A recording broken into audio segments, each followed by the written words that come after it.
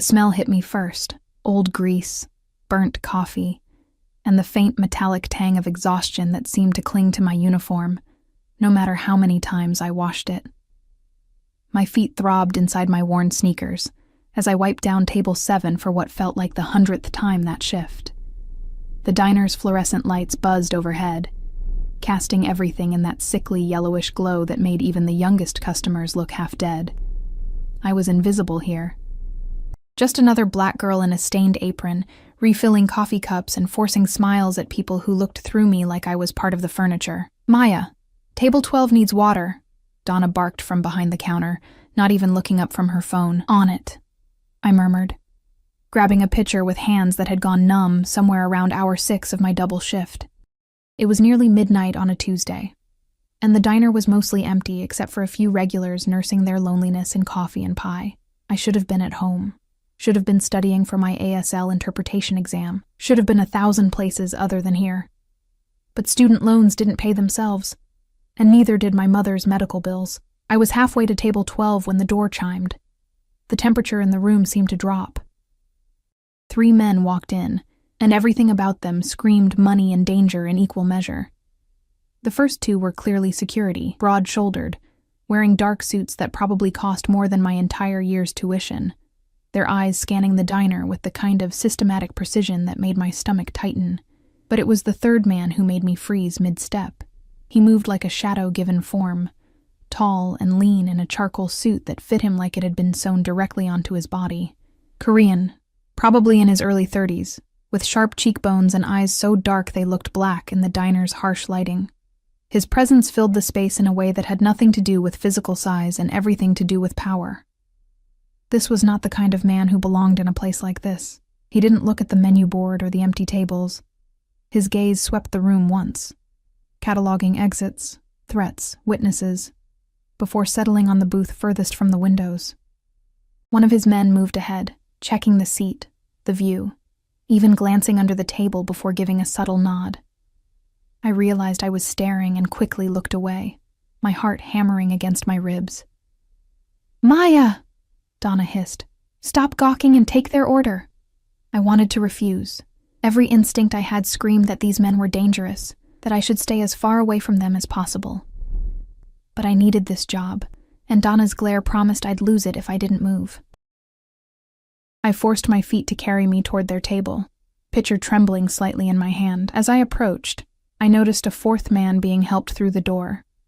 Older, maybe in his 60s, with silver hair and kind eyes. He walked with a slight shuffle, one of the suited men supporting his elbow with surprising gentleness. The older man's gaze was unfocused, searching, and something about the way he tilted his head made recognition spark in my chest. The younger man in the charcoal suit rose smoothly from his seat, his movements fluid and controlled. Up close, he was even more intimidating. There was something coiled about him, like a predator deciding whether you were worth the effort of killing. "Good evening," I managed, my voice steadier than I felt. "Can I get you?" The older man bumped into a chair, stumbling slightly. His mouth opened, and he made a sound. Not words, but a vocalization that confirmed what I'd already suspected. He was deaf. The younger man's hand shot out to steady him, and for just a moment, something soft flickered across that hard face. Concern, love even. The older man was trying to communicate something, his hands moving in gestures that were ASL but fragmented, uncertain. He was pointing at me, then at the menu board, frustration creasing his features. Without thinking, my hands moved. "Good evening. My name is Maya. I'll help you." The effect was instantaneous. The older man's face lit up like sunrise, his whole body relaxing as he signed back enthusiastically. "You know sign language. Oh, thank God. My son never takes me anywhere I can communicate." I couldn't help but smile, my hands responding automatically. "What would you like to eat?" I was so focused on the conversation that I didn't notice the absolute silence that had fallen over the table until I felt it. That heavy, weighted attention. When I finally looked up, the younger man was staring at me with an intensity that made my skin prickle. His eyes had gone very dark, very still. The 2 security guards had shifted, their postures alert, hands drifting toward their jackets in a way that made my throat go dry. "Where did you learn that?" The younger man's voice was soft, accented, and somehow more dangerous for its gentleness. My hands stilled mid-sign. I'm studying to be an interpreter. ASL is... Don't stop, the older man signed, his expression almost pleading. Please. It's been so long since someone could talk to me properly. The younger man said something in Korean, sharp and commanding. One of the guards immediately pulled out a phone, stepping away while speaking in rapid, hushed tones. I felt trapped suddenly, pinned between the older man's hopeful expression and the younger man's calculating stare. "I should get your order," I said, trying to sound professional, normal, like my hands weren't shaking. "He'll have the bulgogi if you have it," the older man signed, then paused. "Do you have bulgogi here?" I had to bite back a laugh despite my fear. This was Joe's Diner in downtown Seattle, where the most exotic thing on the menu was Italian sausage that came from a package. "I'm sorry, no bulgogi. But we have steak, burgers, chicken." "Steak," he decided immediately. "Medium rare. And tell my son to stop looking at you like that. He's scaring you." The younger man spoke again, this time in English. "My father seems quite taken with you." "I'm just doing my job, sir. Your job is to serve food. You're doing considerably more than that." He leaned back in his seat, and the movement reminded me of a big cat stretching. Lazy, dangerous. "Tell me, Maya," I jolted. I hadn't told him my name. "How long have you been working here?" The guard with the phone returned, leaning down to whisper something in the younger man's ear. Whatever he said made those dark eyes narrow, made something sharp and predatory slide across his features. 2 years, I answered, because lying seemed more dangerous than the truth. "And you're studying interpretation?" "Stop interrogating the poor girl," his father signed. "She's trying to work." But the younger man ignored him, his attention fixed on me with an intensity that made me want to run. "University of Washington?" I nodded, my mouth too dry to speak. "Expensive program." It wasn't a question. "I need to check on other tables." I signed to the older man, then spoke aloud. "I'll put your orders in." I turned to leave, but the younger man's voice stopped me. "Maya." I looked back despite myself. "How much debt are you in?" The question was so unexpected, so invasive, that I actually took a step backward. That's not appropriate. 50,000? 70? His head tilted slightly. "More?" One of the other customers called for their check, giving me an escape route. I took it, practically fleeing back to the counter where Donna watched with wide eyes. "What the hell was that about?" she whispered. "I don't know," I admitted, my hands trembling as I entered their order into the ancient computer. "But something's wrong. Those men are none of our business," Donna cut in sharply. "Just serve them and stay out of it." But as I watched the younger man lean close to speak with his father, as I saw the older man's face light up again when he glanced my way, I had the sinking feeling that staying out of it was no longer an option. The food came up quickly. Donna must have pushed it through, probably as eager to get them out as I was. But when I brought the plates over, the older man grabbed my wrist gently. "Sit," he signed. "Please. Just for a moment." "I can't, I'm working." 5 minutes, the younger man said. It wasn't a request. My father rarely asks for anything. 5 minutes of your time seems a small price. The way he said price made my stomach drop. I sat. The older man's face crinkled into a smile so genuine it made my chest ache. "What's your name?" "Maya." "Beautiful name. I'm James. This is my son, Yoon Seo." He fingerspelled the name, and I filed it away in my memory, knowing somehow that I'd need to remember it. "It's nice to meet you both. You must forgive my son," James continued, his signs flowing easily now. "He forgets that not everything is a business transaction." I glanced at Yoon Seo, who was watching our conversation with an expression I couldn't read. His food sat untouched in front of him. "What are you saying about me?" he asked, his tone light, but his eyes sharp. "Your father says you have terrible manners," I translated without thinking. Something flickered across Yoon Seo's face. Surprise, maybe, or amusement. "Does he now?" "I like her," James signed to his son. switching so we could both see. She has spirit. I can see that. Yoonseo's gaze hadn't left my face. Tell me, Maya with spirit, what happened to your mother? I went very still. How do you... You mentioned medical bills earlier.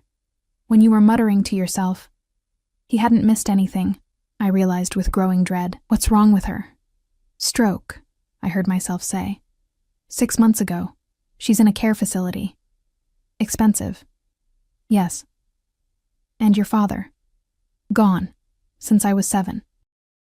James made a soft sound of sympathy, his hand reaching out to pat mine. The gesture was so paternal, so unexpectedly kind, that I felt tears prick my eyes. You're alone, he signed. I'm fine.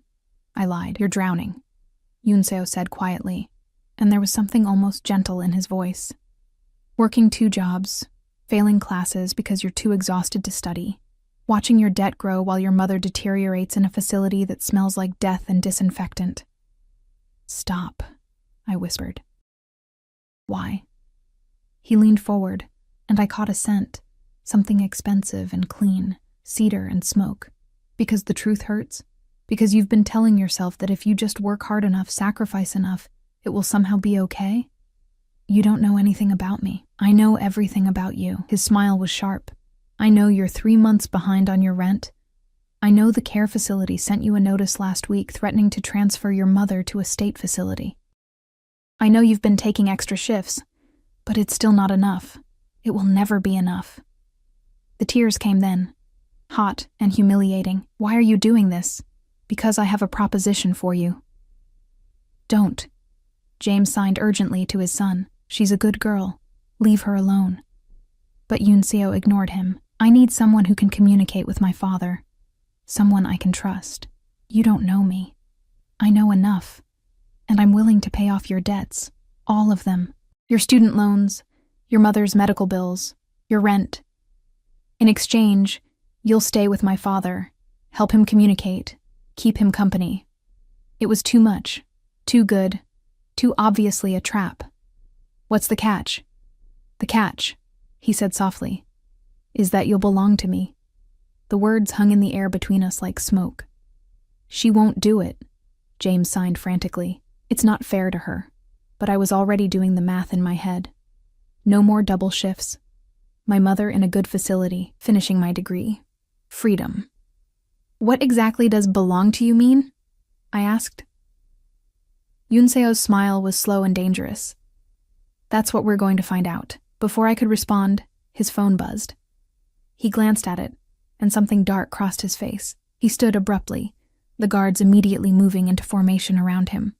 Think about it, he said, pulling out a business card and placing it on the table. Heavy cardstock, embossed with a single phone number. Call me when you've decided. Please don't. James signed to me, his eyes sad. Run far away from us, my son. He's not a good man, but Yoonseo had already seen the exchange. He leaned down close to his father, whispering something in Korean that made the older man's face go pale. Then he looked at me one last time. Tick-tock, Maya. Your mother doesn't have much time. He paused at the door. Neither do you. And then they were gone, leaving only the card and a $100 bill for a $40 meal. I stared at the card, my hands shaking. I should throw it away, should forget this ever happened. Instead, I slipped it into my pocket, right next to my heart, and wondered what I'd just agreed to without saying a single word. I didn't call. For 3 days, I carried that card in my pocket like a ticking bomb, feeling its weight every time I moved. I worked my shifts at the diner, attended my classes in a fog, and visited my mother in that sterile facility that reeked of industrial cleaner and slow death. She didn't recognize me anymore. Who are you? She asked on the 3rd day, her words slurred from the stroke, her eyes cloudy with confusion. Where's my daughter? I'm right here, Mama, I whispered, holding her hand. The one that still had feeling, still had warmth. No. Maya's just a baby. You're too old to be my baby. The nurse gave me a sympathetic look as she adjusted my mother's IV. The confusion is getting worse. Dr. Patterson wants to discuss moving her to the memory care unit. How much more expensive is that? Her pause told me everything. I'll have the billing department send you the information. I sat with my mother for another hour, watching her sleep, counting the cost of every breath she took. The ventilator they wanted to put her on, $3,000 a month. The new medications, $800. The memory care unit, I didn't even want to know. When I left, there was an eviction notice on my apartment door. 30 days. I stared at it until the letters blurred, until my neighbor, Mrs. Chen, opened her door and gave me that look. The one that said she'd seen this before, knew how it ended. "You got someplace to go, honey?" she asked gently. I didn't answer. I went inside, locked the door, and pulled out the card. The numbers stared back at me, embossed in silver that caught the dying light filtering through my grimy window. My hands shook as I reached for my phone. What was I doing? I didn't know this man, didn't know what belonged to me really meant. He could be a trafficker, a killer, someone who collected vulnerable women, and my phone rang. Unknown number. My heart stopped, then started again. Too fast. Hello? You've been carrying my card for 3 days. Yoon Seo's voice was smooth, unhurried. I was beginning to think you'd lost it. How did you? You're standing in your apartment, studio, 9th floor, facing east. There's an eviction notice on your door, and you've been staring at my card for 17 minutes. I spun around, searching for cameras, for any sign of surveillance. The window. Was someone watching from another building? "Stop looking," he said, and I heard amusement in his voice. "You won't find them. This is insane." My voice cracked. "You're insane." "Perhaps. But I'm also your only option." A pause. "Your mother has 4 weeks before the facility transfers her. Your landlord will file for eviction in 30 days. Your bank account has $127 and some change. You worked 16 hours yesterday and made $89 in tips. Tell me, Maya, how long can you keep drowning before you finally sink?" I sank onto my second-hand couch. The phone pressed so hard against my ear it hurt. "What do you want from me?" "I told you. I need someone for my father. You could hire a professional interpreter? Someone with credentials? Experience? He liked you." The words were simple, but something in his tone made them sound weighted. Dangerous. My father hasn't smiled like that in 3 years. Not since my mother died. I didn't know what to say to that. "I'm sending a car," Yoon Seo continued. "It will arrive in 20 minutes. Bring whatever you need for a week. Leave the rest." "I haven't agreed to anything." "Yes, you have. You carried my card for 3 days. You're still holding it now. You've already made your choice, Maya. You're just afraid to admit it. I need guarantees. A contract. Something. You'll have everything in writing. My lawyer will meet us at the house." His voice softened, just slightly. "Your mother will be transferred to Harborview Medical Center tomorrow morning. Private room, best neurologist in Seattle, experimental treatments if she's eligible. All of it covered." My breath caught. Harborview. I'd researched it during one desperate midnight spiral, the kind of place where senators and tech billionaires went to have their lives saved. The kind of place I could never afford in a million years. "Why?" I whispered. "Why would you do all this for a stranger?" The silence stretched so long I thought he'd hung up. "Because I can," he finally said. "Because my father smiled. Because you're drowning, and I'm throwing you a rope." Another pause. "Whether that rope saves you or hangs you, well, that remains to be seen." The line went dead. I sat frozen, the phone still pressed to my ear, my mind racing through every possible outcome. This was how people disappeared, how they ended up on missing persons reports. My phone buzzed. A text from an unknown number. A photo of my mother, taken today based on her clothing, with a timestamp. She was smiling at something off camera, looking more alert than I'd seen her in weeks. The message below it read, "The car is outside." I went to the window. A black Mercedes SUV idled at the curb, its windows tinted so dark they looked like pools of oil. A man in a suit stood beside it, his posture patient, professional, waiting. I packed a bag with shaking hands, clothes, toiletries, my ASL textbooks, a photo of my mother from before the stroke. Everything I owned fit into one worn duffel bag. Somehow that felt appropriate, symbolic. The man by the Mercedes opened the door as I approached. He was Korean, maybe 40, with scarring on his knuckles that told stories I didn't want to know. "Ms. Chen," he said, his English precise. I'm Mr. Park. I'll be your driver. The interior of the SUV smelled like leather and money. The seats were heated, the windows so heavily tinted that the outside world looked dim and distant. Mr. Park pulled away from the curb smoothly, and I watched my apartment building disappear in the side mirror. No going back now. We drove north, away from the city, into the hills where houses became estates and gates became necessary.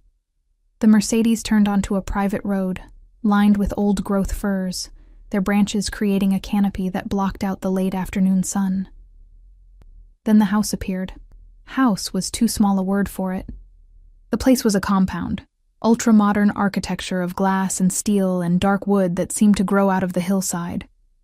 Floor-to-ceiling windows reflected the surrounding forest, making it hard to tell where the building ended and nature began. The gate opened silently as we approached. 3 more men in suits materialized from somewhere, all of them moving with that same coiled precision I'd noticed in the diner. One of them opened my door. "Welcome, Ms. Chen." This one was younger, maybe mid-20s, with kind eyes that seemed wrong on someone with a gun visible beneath his jacket. "I'm David. I'll show you to your room." The interior was even more stunning than the exterior, all clean lines and expensive minimalism, with art on the walls that I suspected cost more than my entire life. The floors were heated marble, the ceilings soaring, and everything was positioned to take advantage of the view. Endless forest, and, beyond it, a glimpse of Puget Sound. "Mr. Kang is in a meeting," David said as he led me through hallways that seemed to go on forever. "He'll speak with you when he's finished. In the meantime, you should rest. Dinner is at 7. My room was on the 2nd floor, a suite, really, with a bedroom bigger than my entire apartment had been, a bathroom done in Italian marble, and a walk-in closet that echoed when I stepped inside. The bed was enormous, covered in silk sheets that probably cost more than my monthly rent. Floor-to-ceiling windows overlooked the forest, and I could see the Sound glittering in the distance. A cage, I thought. A beautiful, expensive cage. On the dresser sat a folder. I opened it with trembling hands. Contract. 30 pages of legal jargon that made my head spin, but certain phrases jumped out. Duration. 1 year. Renewable compensation. $150,000 annually, plus room and board duties. Interpretation services. Companionship for James Kang. Availability as needed. Termination clause. Either party may terminate with 30 days' notice, except... I stopped. Read that last part again. Except in cases where termination would endanger the employee or client family members. In such cases, protective custody may be required for the safety of all parties. "What the hell does that mean?" I muttered. "It means," a voice said from the doorway, making me jump, "that once you know certain things about my family, you can't simply walk away." Yunseo stood there, having changed from his suit into dark slacks and a black cashmere sweater that probably cost more than my car. He looked different here, on his own territory, more relaxed, but somehow more dangerous for it. "You're saying I'll be a prisoner. I'm saying you'll be protected." He moved into the room with that predatory grace, and I found myself backing up until my legs hit the bed. "There are people who would hurt you to get to me, Maya. People who would use you, break you, leave you bleeding in an alley somewhere. Once you're part of my household, you become my responsibility, my liability. My property?" His smile was sharp. "If you like. And if I refuse to sign, then Mr. Park will drive you home. Your mother will stay where she is. Your eviction will proceed, and in 6 months, maybe a year, I'll read about you in the obituaries. Another statistic, another sad story of potential wasted." He was so close now I could smell that cedar and smoke scent again. Could see the flecks of gold in his dark eyes. "Or," he continued softly, "you can sign. Your mother gets harbor view. Your debts disappear. You finish your degree. And all you have to do is talk to an old man who's lonely and make sure he takes his medication. That's not all, though, is it?" "No." His hand came up, fingers ghosting along my jaw without quite touching. "But the rest? We'll negotiate as we go." A knock at the door saved me from having to respond. David appeared, his expression carefully neutral. "Sir, your father is asking for dinner. He wants to know if Ms. Chen will be joining you." Yunseo stepped back, and I could breathe again. "Tell him yes. Give us 10 minutes. When David left, Yunseo turned back to me. "Sign the contract, Maya. I promise you, it's the least dangerous thing you'll do tonight." He left me alone with the papers and a pen that probably cost more than my textbooks. I read the contract 3 more times, looking for loopholes, traps, ways out. Found nothing but legal language and impossible promises. My phone buzzed. Another photo of my mother, this time with a doctor I recognized from the Harborview website. She was sitting up, actually sitting up, having what looked like a real conversation. The text below: "She's already there. The best care money can buy. All you have to do is sign." I signed. The pen felt heavy in my hand, and my signature looked like a stranger's. Maya Chen, agreeing to sell a year of her life to a man she didn't know, for reasons she didn't understand. When I came downstairs, following the sound of voices, I found a dining room that could have seated 20, but held only 3 place settings. James was already seated, and his face lit up when he saw me. "You came," he signed enthusiastically. "Yunseo said you might, but I wasn't sure."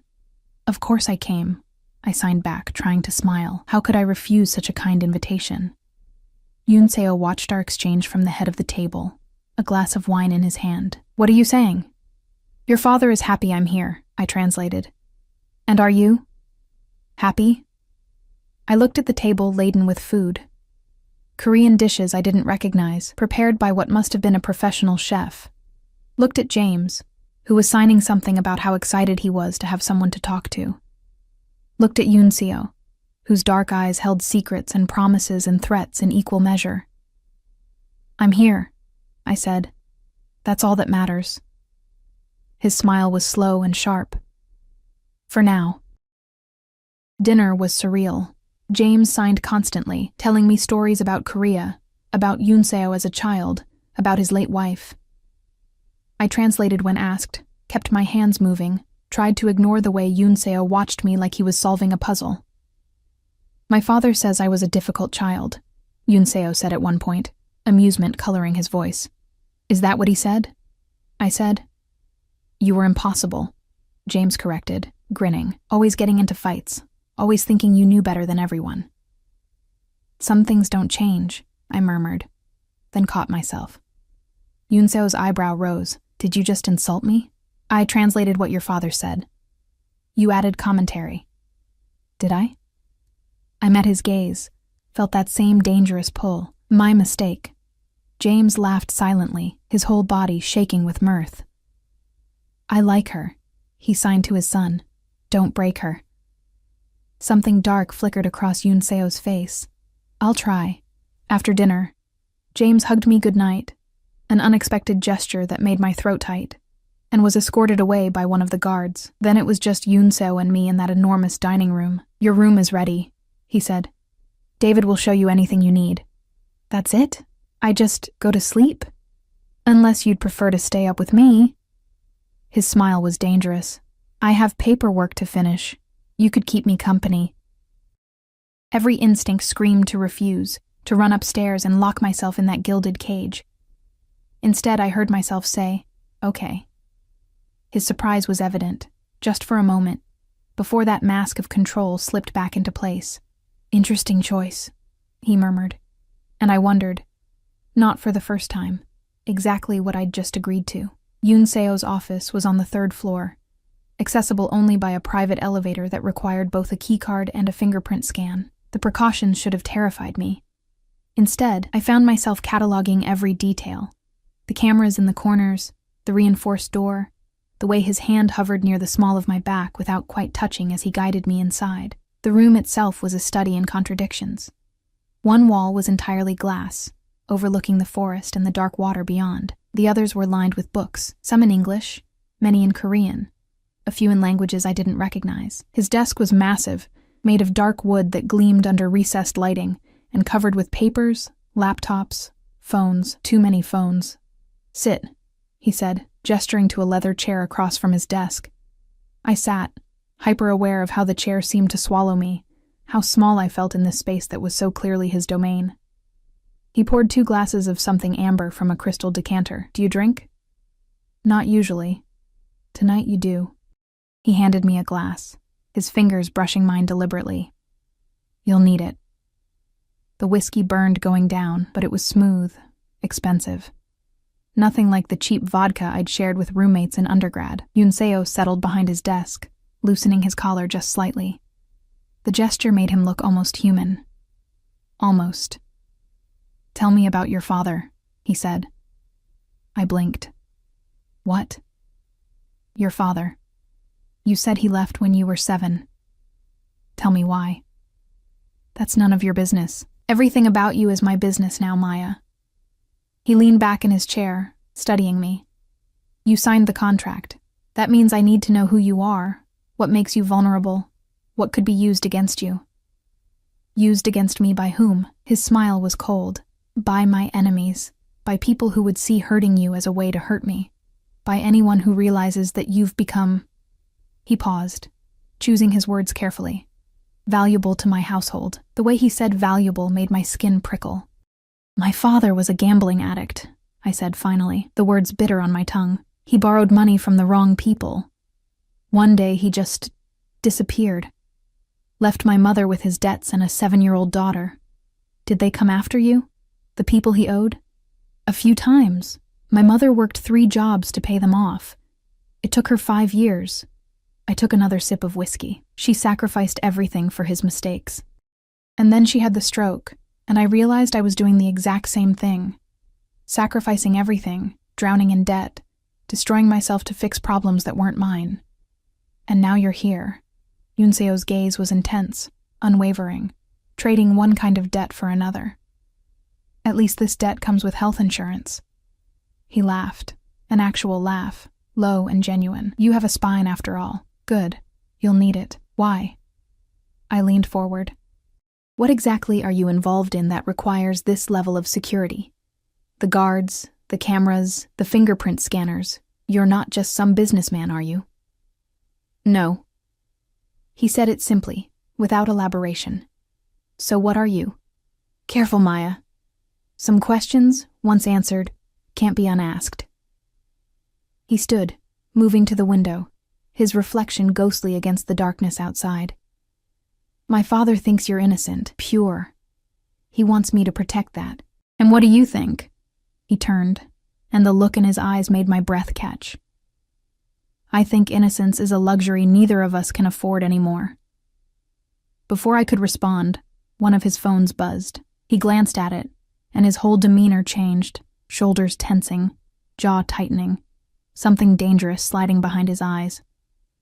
"I need to make a call," he said. "You should go to bed." "What's wrong?" "Nothing that concerns you." But his hand was already reaching for another phone, and I saw the slight tremor in his fingers before he controlled it. "David will escort you. I'm not a child. I can find my own room. You're in my house now. You don't go anywhere alone." He pressed a button on his desk, and David appeared so quickly he must have been waiting right outside. "Take her upstairs. Make sure she has everything she needs." I stood, but something made me pause at the door. "Yunseo?" He looked up, surprised I'd used his name. "Whatever's wrong. I hope it gets better." For a moment, something soft crossed his face. Then it was gone, replaced by that mask of control. "Go to bed, Maya. Tomorrow starts early." David was silent as he escorted me back to my room, his hand resting casually near his jacket where I knew the gun was. When we reached my door, he finally spoke. "Mr. Kang doesn't usually bring people into his home. I'm here for his father." "You keep telling yourself that." His smile was kind, but knowing. "Mr. James will have breakfast at 8. Someone will come get you." I locked the door behind me and leaned against it, my heart racing. Through the windows, I could see lights in other parts of the compound, guards making rounds, cars coming and going, the infrastructure of whatever operation Yunseo ran humming beneath the surface. I should have been terrified. Instead, I felt strangely alive. Sleep came in fits and starts, plagued by dreams of my mother's face, of Yunseo's dark eyes, of signing to someone I couldn't see in a language I didn't understand. I woke to sunlight streaming through the massive windows, and a soft knock at the door. "Ms. Chen?" A woman's voice, accented. "I'm Mrs. Ko. I've brought breakfast and some clothes for you." I opened the door to find a Korean woman in her 50s with kind eyes and an efficient manner. She pushed in a cart laden with food: rice, soup, banchan, and what looked like a traditional Korean breakfast. Mr. Kang thought you might be hungry, she said, already laying things out on the small table by the window. And he noticed you didn't bring much clothing. These should fit. She gestured to the bed, where several outfits were laid out. Casual but clearly expensive, all in my size. How did he know? Mr. Kang is very thorough. Mrs. Ko's smile was knowing. Eat, Mr. James is eager to see you. The food was incredible, each dish perfectly prepared, and I found myself eating more than I had in days. The clothes fit perfectly, designer jeans, a soft cashmere sweater, even undergarments in exactly my size. The level of detail was unsettling. I found James in a sunroom that overlooked a garden I hadn't noticed last night. He was doing Tai Chi, his movements slow and graceful, and he looked younger in the morning light. Good morning. He signed when he saw me, his face lighting up. Did you sleep well? Very well, thank you. I moved to join him by the windows. This place is beautiful. My wife designed it, he signed, something sad flickering across his features before she got sick. She wanted somewhere peaceful, away from the city. She had good taste. We spent the morning together, James showing me the garden, the library, the parts of the house that were his. He was easy to be around, his signing fluid and expressive, his stories painting a picture of a life I couldn't quite imagine. He told me about Korea, about meeting his wife at university, about coming to America with nothing but ambition and hope. He told me about Yoon Seo's childhood, about a boy who was too smart, too angry, too much like his father. He scares you, James signed at one point. We were sitting in the library, surrounded by books in a dozen languages. I considered lying. Yes. Good. He should. James's expression was grave. My son is not a good man, Maya. He does bad things for what he thinks are good reasons. And once you're close to him, it's hard to leave. Is that a warning? It's a fact. He reached over, patting my hand. But you're here now, and I'm grateful for that, even if I know I shouldn't be. That afternoon, Yoon Seo appeared in the library doorway. He'd changed into a dark suit, every inch the dangerous businessman again. Maya. A word. James's hand tightened on mine briefly before letting go. I followed Yoon Seo to a different room, a sitting room decorated in minimalist style with art that probably cost more than a house. He closed the door behind us. How was your morning with my father? Nice. He's a good man. Yes. Something complicated crossed Yoon Seo's face. He is. Which is why what I'm about to tell you is difficult. My stomach dropped. What's wrong? Nothing's wrong. Something's changed. He moved to pour himself a drink, even though it was barely past noon. You asked last night what I do. I told you to be careful asking questions. I remember. I'm going to answer anyway, because you need to understand what you've walked into. He downed the whiskey in one swallow.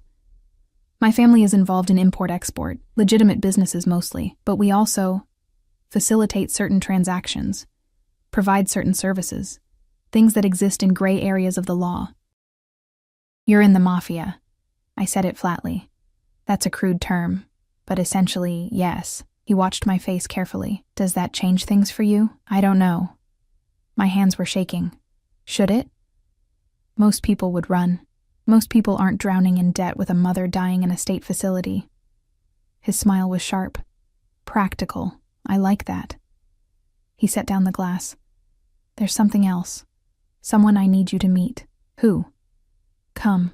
I'll show you. We went outside, to a different part of the compound I hadn't seen yet. There were more guards here, more security, and the atmosphere felt different, heavier, more dangerous. Yoon Seo led me to a building that looked like a guest house, but the reinforced door and security panel told a different story. Inside, a man was zip-tied to a chair. He was Korean, maybe 30, and he'd been beaten, one eye swollen shut, blood dried on his split lip. When he saw Yoon Seo, he flinched. I stopped in the doorway, my heart hammering. What is this? This, Yoon Seo said calmly, is Minjun Park. He worked for my organization. Yesterday, I discovered he's been stealing from me. $30,000 over the past 6 months. Minjun started speaking rapidly in Korean, his voice desperate. He's saying it wasn't him, Yunseo translated. That someone set him up. That he has a family, children who need him. He walked closer to the bound man. He's lying. How do you know? Because I always know. He turned to me. I brought you here for a reason, Maya. I want you to understand who I am, what I'm capable of. You're trying to scare me.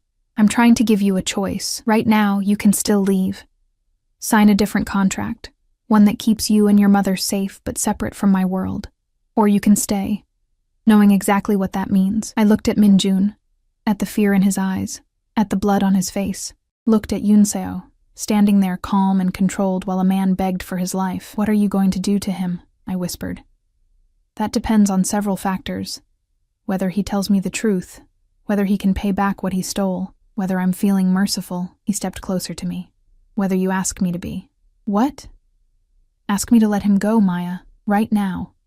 Use that soft heart of yours and beg me to show mercy. It was a test. I could see it in his eyes, in the way he watched me with that predatory intensity. Minjun was sobbing now, words spilling out in Korean that I couldn't understand. Please, I said quietly. Please don't hurt him. Yunseo's expression didn't change.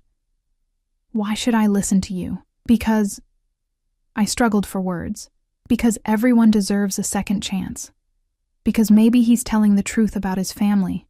Because mercy is stronger than cruelty. Mercy is weakness. No. I met his gaze. Mercy is a choice. Cruelty is easy. Anyone can hurt someone weaker than them. It takes real strength to show compassion. The silence stretched between us, heavy and charged. Then Yunseo pulled out his phone, made a call, spoke in rapid Korean. When he hung up, he looked at me with something I couldn't quite name. He'll be released. After he pays back double what he stole. If he fails, or if I find out he lied about anything, he dies. He moved closer to me. And that blood will be on your hands, Maya. Because you asked me to be merciful. I can live with that. Can you? His hand came up, fingers ghosting along my cheek. We'll see. We left Minjun there, still zip-tied but alive. As we walked back to the main house, Yunseo was quiet, thoughtful. My father was right about you, he said finally. What did he say? That you'd be my conscience if I wasn't careful. He stopped walking, turned to face me. I don't want a conscience, Maya. I want... His phone rang. He answered it, his face going very still as he listened. Then he looked at me, and something in his expression made my blood run cold. Get inside, he said quietly. Now. What's wrong? Someone knows you're here. Someone who shouldn't. He was already moving, already making more calls, and guards were appearing from everywhere. We need to get you somewhere safe. I don't understand. He grabbed my arm, not gently, pulling me toward the house. Your father's debts, the people he owed.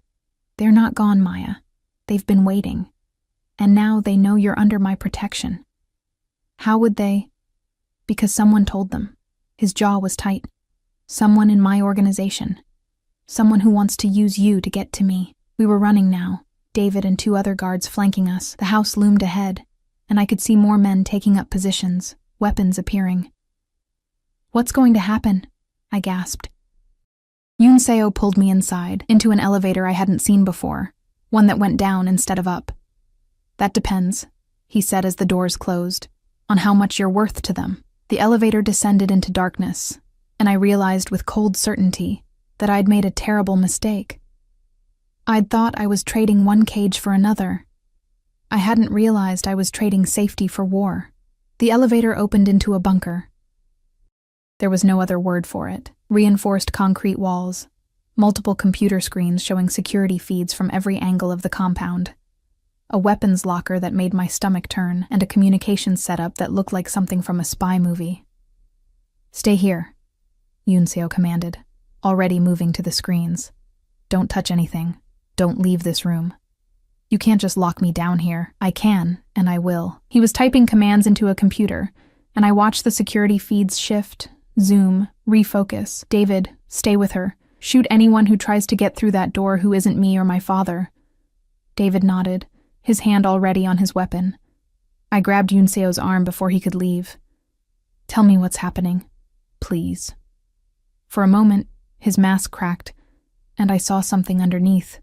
Fear, maybe, or fury so tightly controlled it had turned to ice. "Your father didn't just borrow from loan sharks, Maya. He borrowed from the Jade Dragon Triad. When he disappeared, they marked the debt as unpaid. Your mother paid some of it, but not enough. They've been watching you for years, waiting for you to become valuable enough to collect." My legs went weak. "That's impossible. My mother paid them. She paid the interest. The principal is still outstanding. $140,000, compounded over 18 years. His hands gripped my shoulders. "And now you're living in my house, wearing my clothes, under my protection. To them, that makes you a bargaining chip. Either I pay your father's debt, or they take you and make me pay anyway. This is insane. This is the world you walked into when you signed that contract." He released me, already heading for the door. "David keeps you safe. That's all that matters." Then he was gone, and I was alone with a man holding a gun in an underground bunker while my father's ghost came back to haunt me. David gestured to a chair. "You should sit, Ms. Chen. I should help. You'd be a liability up there. Mr. Kang knows what he's doing." I sat, watching the security feeds with growing horror.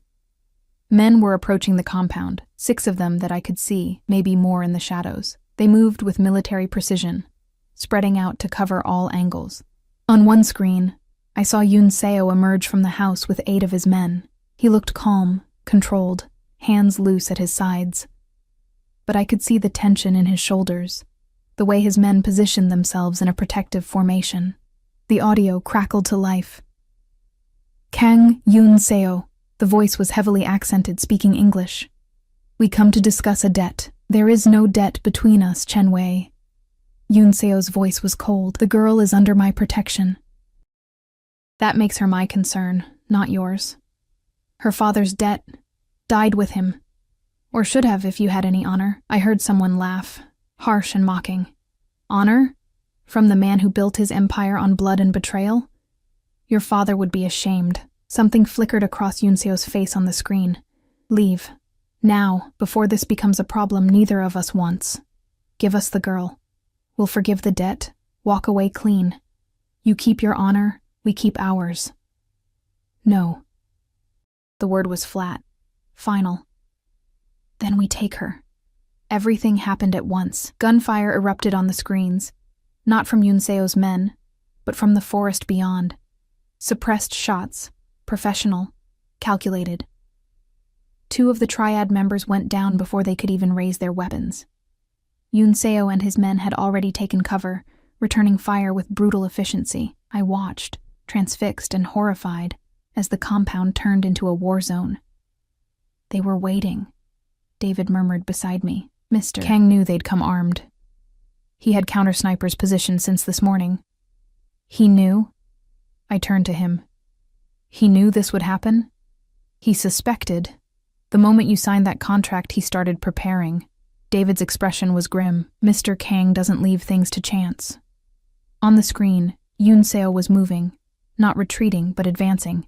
He moved like water, like violence given form, and I realized with cold clarity that this was who he really was. Not the controlled businessman in the expensive suit, but this, a predator in his element. The firefight lasted maybe 3 minutes. When it ended, 4 of the Triad members were dead, 2 were wounded and being zip-tied by Yunseo's men, and Chen Wei was on his knees with a gun to his head. Yunseo stood over him, and even through the grainy security feed, I could see the cold fury in his posture. "Take them to the holding cells," he commanded. "I'll deal with them later." Then he looked directly at the camera, directly at me. "Bring her up." David escorted me back through the elevator, his weapon still drawn, his body positioned to shield me from any threat. When we emerged into the house, the silence was deafening. Mrs. Ko appeared, her face pale but composed. "Mr. James is asking for you," she said quietly. "He's frightened." "Where is he?" "His room. 2nd floor, east wing." I ran. James was sitting on his bed, trembling, his hands moving in frantic signs before he even saw me. What's happening? Why was there shooting? Where's Yunseo? He's okay, I signed, moving to sit beside him. Everyone's okay. There was a threat, but it's handled now. Because of you. His hands were shaking. This is because of you, isn't it? I couldn't lie to him. Yes.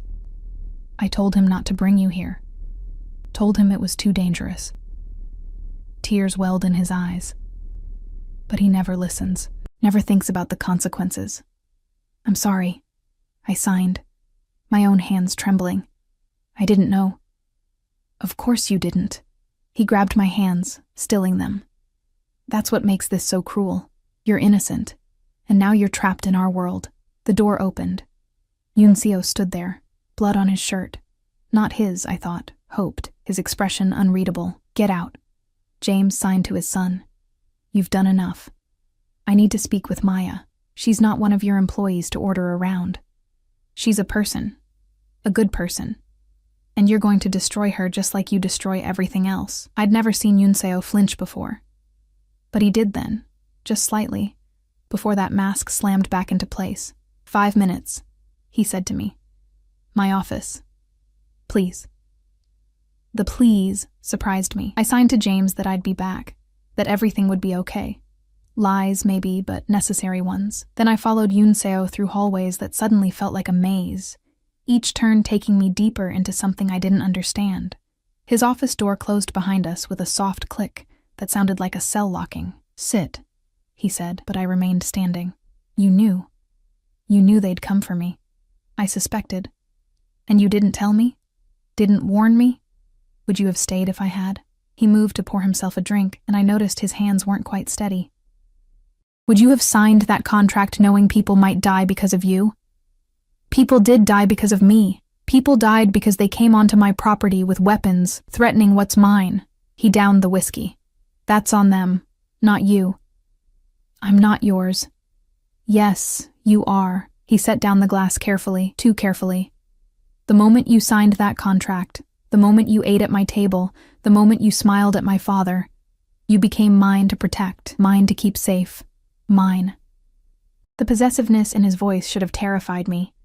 Instead, it sent heat curling through my stomach. This is insane, I whispered. Yes. He moved closer, and I could smell gunpowder mixed with that cedar scent. Welcome to my world, Maya, where debts never die, where innocence is a liability, where the only thing that matters is power and who wields it. I want to leave. No, you don't. He was so close now I could see flecks of someone else's blood on his collar. You want to run. That's different. Running is fear. Leaving is choice. And you're not choosing to leave. How do you know?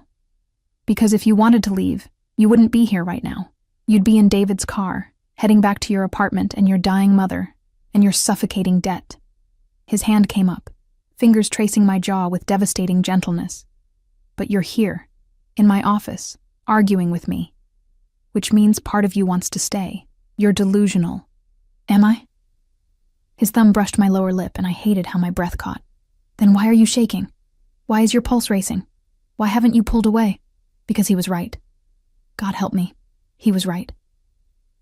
What do you want from me? The question came out broken. Everything. He said it simply, like it was obvious. Your time, your loyalty, your trust. Eventually.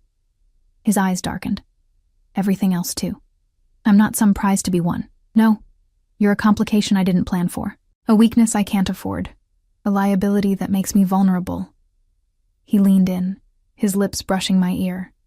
And I'm keeping you anyway. A knock at the door shattered the moment. David's voice. Sir, Chen Wei is talking. You need to hear this. Yunseo pulled back, his expression shifting instantly to cold control. Stay here. Don't leave this room until I come back. I'm not a prisoner. Yes, you are. He was already at the door. You just haven't accepted it yet. He left me alone in that office, my heart racing, my hands shaking, my mind spinning with everything that had happened. I should leave. Should run like he said, get as far away as possible. Instead, I found myself at his desk, looking at the papers scattered there. Most were in Korean, but some were in English. Shipping manifests, financial reports. Nothing obviously illegal, but nothing obviously legitimate either. Then I saw it. A file folder, labeled with my name. Inside were photos of me at work, at school, visiting my mother. Bank statements, medical records, even my college transcripts. Everything about my life, compiled with terrifying thoroughness. And at the bottom, a photo I'd never seen before. My father, younger, standing next to a Korean man I didn't recognize. They were both smiling, arms around each other's shoulders. The Korean man was older, but the resemblance was unmistakable. It was James. My hands went numb. The photo fell to the desk. Yoon-seo's voice came from behind me. I was going to tell you. I spun around. He stood in the doorway, his expression carefully neutral. Tell me what? That you've been stalking me? That you have files on my entire life? That... I grabbed the photo, holding it up with shaking hands. That my father knew yours? They were friends.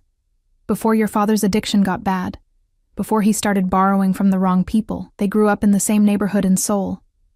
Came to America together. Yoon-seo moved into the room slowly, like approaching a frightened animal. When your father disappeared, my father tried to find him, tried to help your mother, but she refused.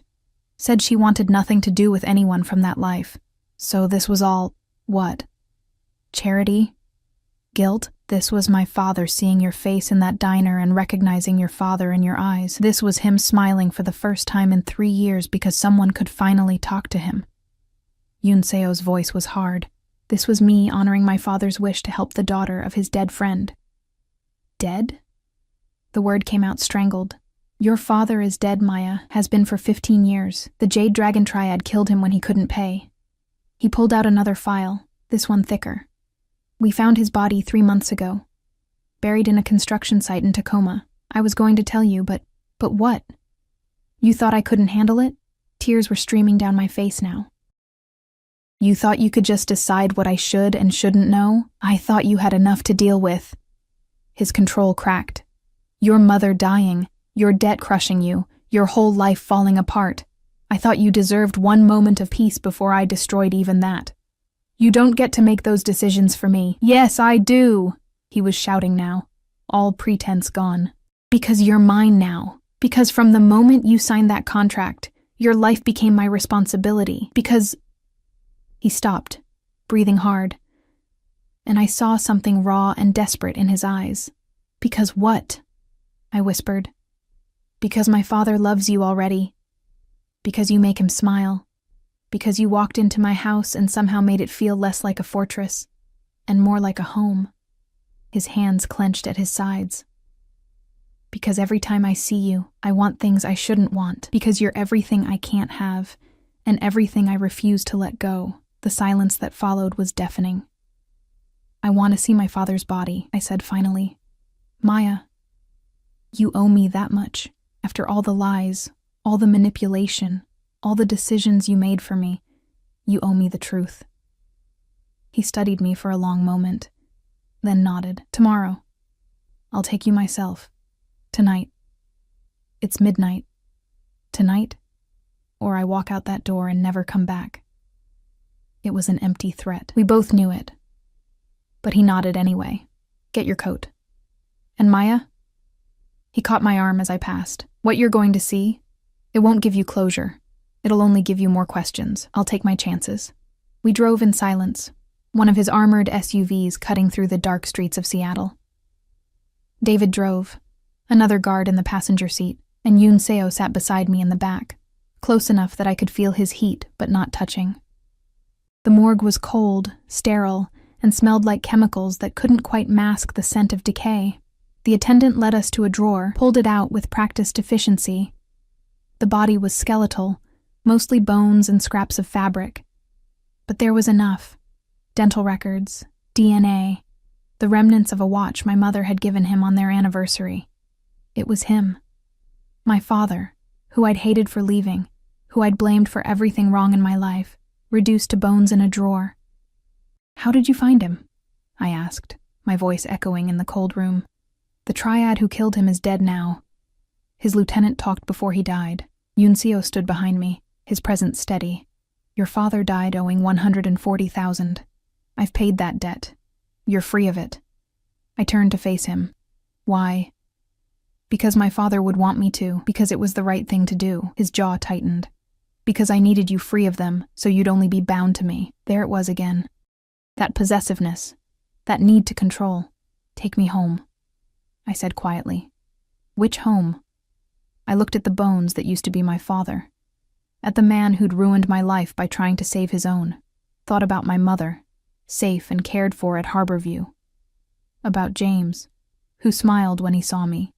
About Yunseo, who was dangerous and damaged, and somehow trying to protect me in the only way he knew how. Your home, I whispered. Take me back to your home. Something fierce and triumphant flashed across his face.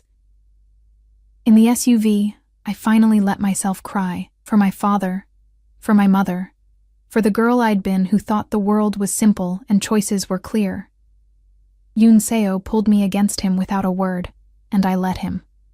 Let myself find comfort in the arms of a man who'd lied to me, manipulated me, and somehow still made me feel safer than I had in years. I hate you, I whispered against his chest. I know.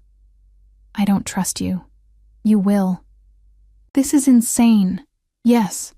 His arms tightened around me. But you're still here. And I was. Despite everything, despite all the reasons I should run, I was still here. Still choosing this cage, this danger, this man. God help me. I was still choosing him. The next 3 weeks passed in a strange, suspended reality. Days fell into a rhythm I hadn't expected. Mornings with James, teaching him new signs and learning about his life before America, before his wife died, before his world went silent. Afternoons in the library or the garden, sometimes alone, sometimes with Mrs. Ko, who taught me to make kimchi and told me stories about Yunseo's childhood in careful, deliberate English. Evenings were dinner with both men, my hands moving constantly between them, translating not just words but emotions, bridging a gap that had existed long before I arrived. And nights. Nights were when Yunseo would find me. Never in my room. He'd knock, always knock, and ask me to join him. Sometimes in his office where I'd sit and read while he worked, the silence comfortable, charged. Sometimes in the media room where we'd watch Korean films and he'd translate the parts the subtitles missed. Once, memorably, in the kitchen at 2 a.m. where he'd taught me to make his mother's jjigae, his hands guiding mine, his breath warm against my neck. He never pushed, never demanded, but the want was there, simmering between us like a flame neither of us would acknowledge. You're different with her, David said one afternoon. We were in the garden, James napping inside, and David had been assigned to shadow me. Protection, Yunseo claimed, though we both knew the triad threat had been neutralized. Different how? Softer? Almost. He paused, choosing his words carefully. Almost happy. I looked toward the house where I could see Yunseo in his office, phone pressed to his ear, probably discussing things I was better off not knowing. He's not capable of happy. You'd be surprised what people are capable of given the right motivation. David's smile was knowing. Mr. James thinks you're good for his son. What do you think? I signed, forgetting for a moment he didn't understand ASL. But James appeared at that moment, freshly awake, signing his response. I think you're either his salvation or his destruction, maybe both. That evening, Yunseo asked me to dress for dinner. We're having guests, he said, standing in my doorway in a suit that probably cost more than my old car. Business associates. I need you there. I'm not part of your business. You're part of my household. That makes you part of everything. He gestured to the closet where I found a dress I'd never seen before. Deep emerald silk that hugged every curve, elegant and expensive. Wear this. And Maya? His eyes darkened. Stay close to me tonight. The guests arrived at 7, 3 Korean men in expensive suits, accompanied by a woman who looked like she'd stepped out of a fashion magazine. They greeted Yunseo with deference that bordered on fear, their eyes sliding to me with curiosity barely concealed. Dinner was tense despite Mrs. Ko's excellent food. The conversation flowed in Korean, occasionally switching to English when they remembered I was there. I sat beside Yunseo, hyper-aware of his hand resting on the back of my chair, his thumb occasionally brushing my shoulder blade. Claiming me, I realized, showing ownership. "Your interpreter is quite beautiful," one of the men said in English, his smile oily. "Where did you find her?" "She's not my interpreter." Yunseo's voice was cold. "She's here for my father." "Of course. Still, such a rare find. A black woman who knows Korean Sign Language. You always did have exquisite taste." James, who'd been quiet until then, signed something sharp and angry. I translated automatically. "He says I'm a person, not a collector's item, and if you speak about me like that again, he'll ask his son to remove your tongue." The silence was absolute. Then Yunseo laughed, genuinely laughed, and said something in Korean that made his father grin, and the guests shift uncomfortably. After they left, Yunseo found me on the terrace, staring out at the dark water. "You didn't have to translate that," he said, leaning against the railing beside me. "He asked me to. My father is getting bold in his old age. Your father sees people as people. Maybe you should try it sometime." "I do see people as people." He turned to face me. "I see you very clearly, Maya." "Do you?" I met his gaze. "Or do you just see what you want to see? A project, maybe. Or a replacement for the mother your father lost. Is that what you think?" His voice was dangerous, quiet. "I don't know what to think anymore. I've been living in your house for 3 weeks. 3 weeks of being watched and guarded and possessed. Like I'm some prize you won. You're not a prize. Then what am I?" He was silent for a long moment. Then, "Come with me. I want to show you something." We drove. Just the two of us this time. Yunseo behind the wheel of a car I'd never seen before, sleek and fast. We headed into the city, toward a neighborhood I recognized with a pang. My old neighborhood. He parked outside my former apartment building. The eviction notice was gone from my door, but I could see through the window. My things were gone, the space empty.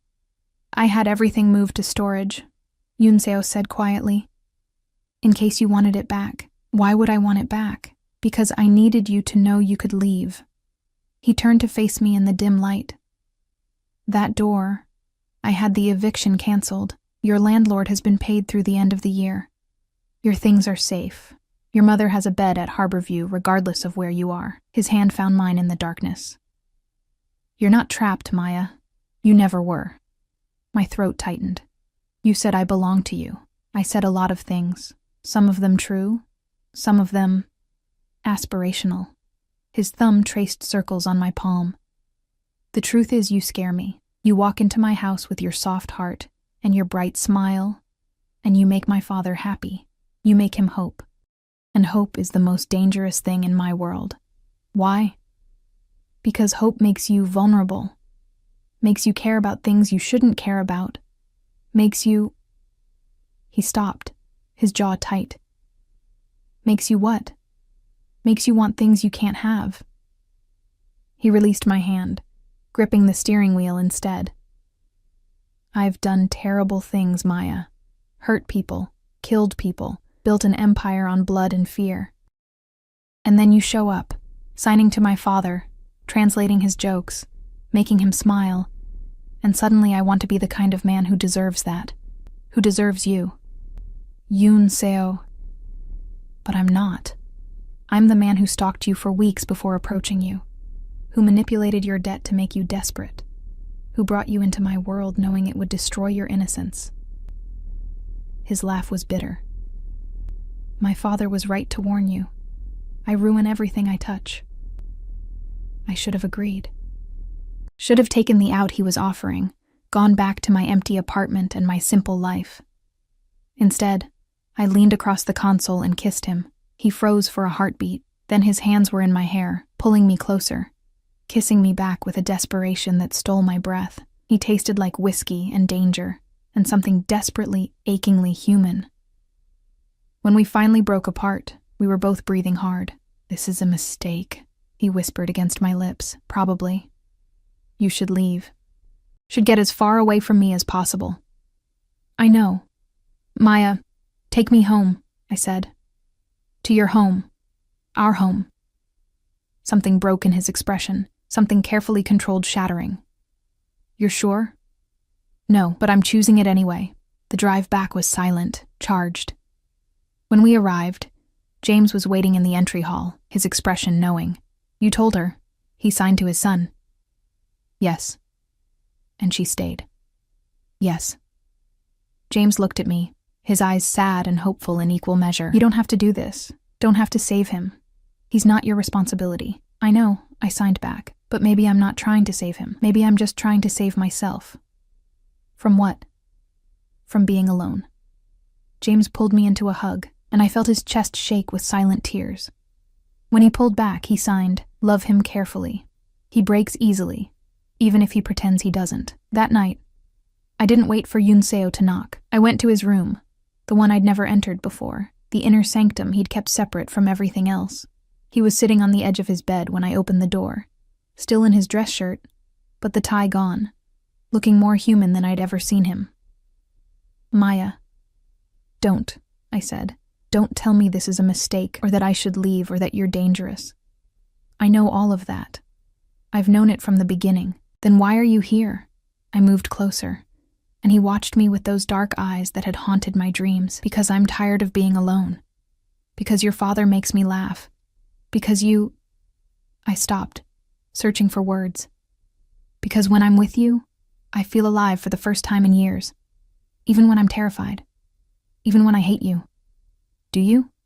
"Hate me, sometimes." I reached out, my fingers tracing his jaw. "Other times, He caught my hand, pressing a kiss to my palm. "Don't say it. Not yet.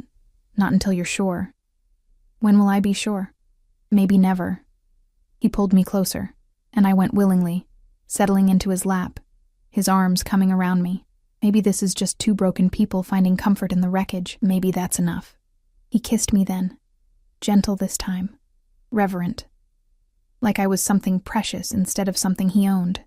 And when he laid me back against his sheets, when his hands learned the shape of me and mine, learned the scars he kept hidden, it felt less like possession and more like surrender. Mutual. Devastating. Complete. Afterward, lying in his arms, I traced the scar across his ribs. What happened? Knife fight. 3 years ago. Someone who thought they could take what was mine. His fingers traced lazy patterns on my shoulder. I won. You always do. Not always. His arms tightened. I lost my mother. Almost lost my father when grief nearly killed him. Lose pieces of myself every day trying to be what my world demands. He pressed a kiss to my temple. But you? I'm not losing you. I won't allow it. That's not your choice to make. Then make it yours. Choose to stay. Not because you owe me, not because you're grateful, not because you're afraid, but because you want this, want us. I thought about my old life, the exhaustion, the loneliness, the slow drowning in debt and despair. Thought about my mother, safe and cared for, about James, who'd become the father mine never was, about this beautiful, broken man who'd manipulated and protected me in equal measure. I want this, I whispered. God help me. I want all of it.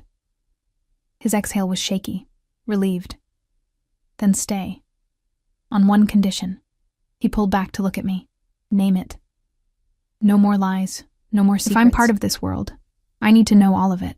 Some things. All of it, Yunseo, or none of it. He studied me for a long moment, then nodded. All of it. Over the next weeks, he kept that promise.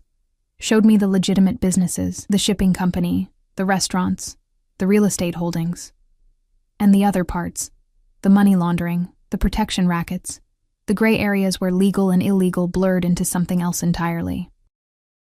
I'm not a good man, he said one night in his office, showing me financial records that probably could have put him in prison.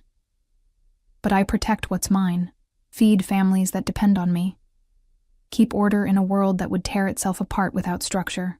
You justify it. I survive it. There's a difference. I learned to navigate his world, learned which questions to ask and which to ignore, learned how to smile at dangerous men and translate conversations that made my skin crawl, learned to live with the weight of knowledge that could destroy lives. But I also learned the other parts. The way Yoon Seo donated anonymously to hospitals and schools, the way he paid for elderly neighbors' medical bills without them knowing, the way he protected women fleeing domestic violence, gave jobs to ex-cons nobody else would hire, built something resembling community in the spaces between his sins. He was a monster, and he was a man. Somehow, impossibly, he was both. 6 months after that first dinner, James had a stroke. Minor, the doctors said. He'd recover, but his mobility would be limited. He needed constant care now, supervision. "I'll do it," I said immediately. Yoon Seo shook his head. "You have your degree now. You could work anywhere. This is exactly what I want." I took his hand. "James's family. I paused. "Your family, too." Something soft and vulnerable crossed his face. "Maya, I love him," I said. "I love your father, and I took a breath. "I love you too. Even though you're dangerous and controlling and impossible, I love you anyway." He pulled me close, his face buried in my neck. "I don't deserve you. No, but you have me anyway." We married quietly 3 months later. A small ceremony with just James, Mrs. Ko, David, and a few others from Yoon Seo's inner circle. I wore white, he wore black, and James cried through the entire thing. "You made my son human again," he signed afterward, his hands shaky but clear. "Thank you." My mother died 2 weeks after the wedding. She went peacefully, surrounded by care she never could have afforded without Yoon Seo's money. And in her last lucid moments, she knew me, held my hand, told me she was proud. I buried her next to my father. The bones we'd identified had been released, given a proper funeral, laid to rest in a cemetery with trees and birds and peace. Yoon Seo stood beside me at both graves, silent and solid, his hand in mine. "Thank you," I whispered. "For what?" "For giving them dignity. For giving me closure. My voice broke. "For saving me. You saved yourself, Maya. I just gave you the tools." Maybe that was true. Or maybe we'd saved each other. 2 broken people building something whole from the wreckage of our separate pasts. Life settled into a new rhythm. I finished my degree, started working as an interpreter for several organizations Yoon Seo quietly funded. James improved slowly, his mobility limited but his spirit bright, especially on the days I brought him to my mother's grave and signed stories about her. The danger never fully went away. There were always threats, always rivals, always the weight of the world Yoon Seo had built. But there was also love, fierce, complicated, imperfect love. One night, a year after our wedding, I found Yoon Seo on the terrace, where we'd had that first real conversation. "What are you thinking about?" I asked, sliding into his arms. How 3 years ago I was eating in a cheap diner and a beautiful woman started signing to my father. His arms tightened around me, how that moment changed everything. "Regret it?" "Never." He kissed my temple. "You're the best mistake I ever made." "I'm not a mistake. No. You're my miracle." He turned me to face him, his expression serious. "I have something for you." He handed me a folder. Legal documents, adoption papers. "What is this?" "James wants to officially adopt you. Make you his daughter legally, not just emotionally." Yoon Seo's smile was soft. "He says you gave him his voice back. The least he can do is give you a family name you can be proud of." I read through the papers with tears streaming down my face. "Kang Maya? If you want it." I thought about my father, buried under his own name, about my mother, who'd sacrificed everything for his mistakes, about the girl I'd been, exhausted, drowning, invisible, and about the woman I'd become, loved, protected, seen. "I want it," I whispered. James signed the papers the next day, his hands steady, his smile bright. And when it was official, when I was legally his daughter and Yoon Seo's wife, he pulled me into a hug that smelled like soap and safety. "Welcome home," he signed. My daughter, my family. That night, in bed with Yoon Seo, I finally felt it. The thing I'd been chasing my whole life. Peace. Not the absence of danger or fear or complication, but the presence of something stronger. Love, belonging, home. "What are you smiling about?" Yoon Seo murmured, pulling me closer. "I was just thinking." I spent so long drowning, trying to stay afloat, fighting to survive. I looked at him. This dangerous, beautiful man who'd terrified and saved me. I never realized that sometimes you have to sink all the way to the bottom before someone can pull you up. And have you been pulled up? I kissed him, slow and deep, and full of every emotion I couldn't name. No, we pulled each other up, together. Outside, the forest whispered in the wind. The house settled around us, full of ghosts and futures, and the weight of choices made. And somewhere in the East Wing, James slept peacefully, knowing his son had finally found something worth protecting more than power. Worth protecting more than anything, a family. Broken, imperfect, built from wreckage and second chances. But ours. Finally, impossibly, beautifully ours.